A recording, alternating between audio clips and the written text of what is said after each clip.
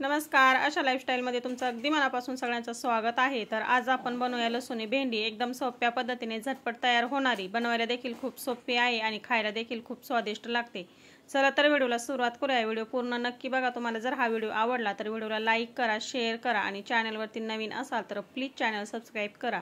गॅसवरती आपण एक पॅन ठेवून घेतलाय, त्याच्यामध्ये आपला भाजीचा जो छोटा चमचा असतो तेवढा भरून आपण तेल ठेवलं। तेल गरम झालं की छोटा अर्धा चमचा आपण याच्यामध्ये मोहरी घालून घेतली।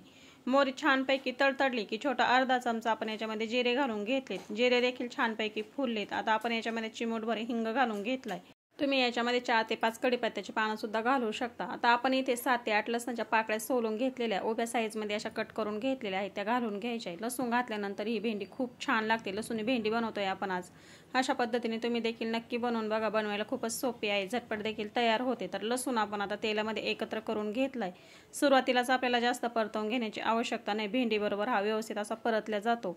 गॅस कमी ठेवलाय। आता आपण याच्यामध्ये भेंडी घालून घेऊया। तर भेंडी स्वच्छ अशी धुवून घेतल्यानंतर आपण कपड्याने कोरडी करून घेतली आणि त्याच्या अशा उभ्या साईजमध्ये 4 भाग करून घेतलेले आहेत। तर अशा पद्धतीने आपण भेंडी अगोदर स्वच्छ कोरडी करून घेतलेली आहे, नंतर चिरून घेतली।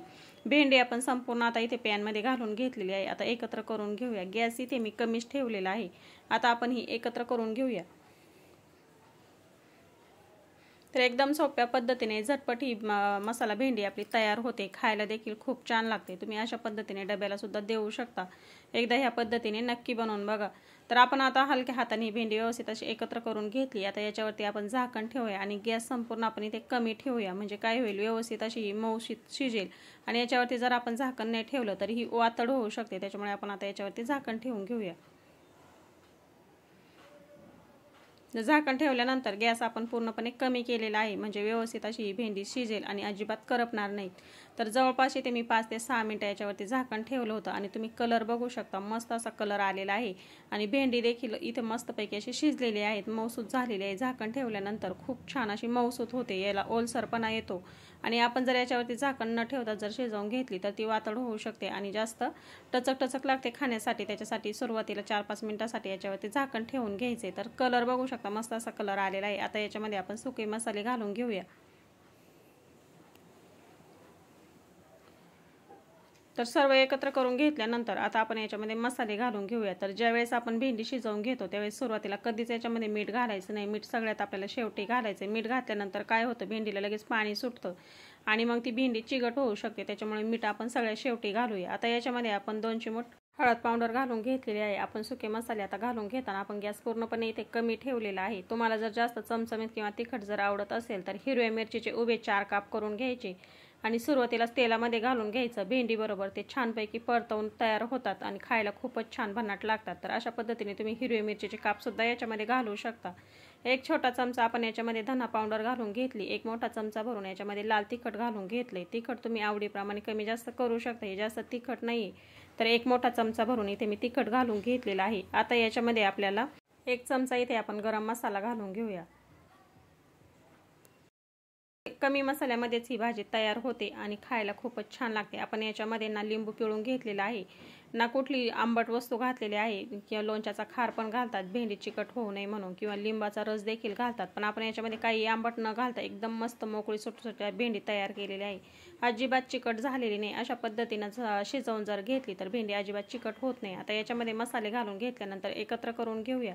गॅस इथे कमीच ठेवलेला आहे। कमी गॅसवरतीच आपण सुरुवातीपासून छानपैकी भेंडी शिजवून घेतलेली आहे, त्याच्यामुळे अजिबात करपलेली नाही किंवा चिकट देखील झालेली नाही।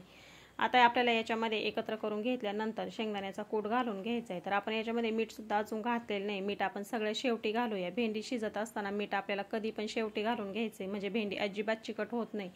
तर भाजून घेतलेला शेंगदाण्याचा कूट आपण इथे 4 ते 5 चमचे घालून घेऊया।